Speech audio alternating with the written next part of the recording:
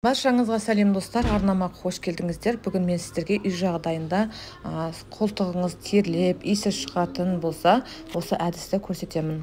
Ол үшін біздерге ашутас қажет болады. Ашутасымызды ыдысымызға салып, үстінен су құямыз. Осы ашутасымыз бататындай етіп су құямыз. Және оны әрі-бері жылжытып, осы ашутасымыз ерігендей етіп, сосын барып ішіндегі ашутасымызды алып қойыңыздар. Кез келген уақытта пайдалануға болады.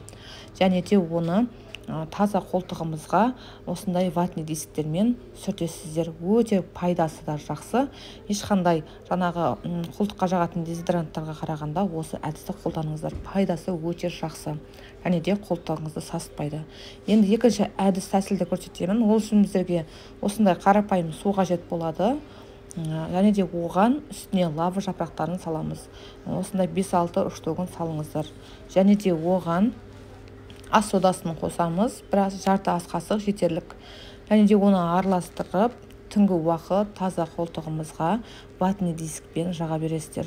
Міндетті түрде қолтықтарымызды жақсылап жуып барып жағыңыздар. Немесе аяқтарыңызда шуас иісі болса да оны қолданып жақсаңыздар. Өте пайдасы жақсы. Жаңағы алақандарыңыз терлесе де осыны жағып құрғатып жүріңіздер. Өте пайдасы жақсы. Үй жағдайында өте қарапайым. Жаңағыда кез келген химикат, дезодоранттарға қарағанда осы әдіс тәсілді қолданып көріңіздер. Пайдасы да жақсы.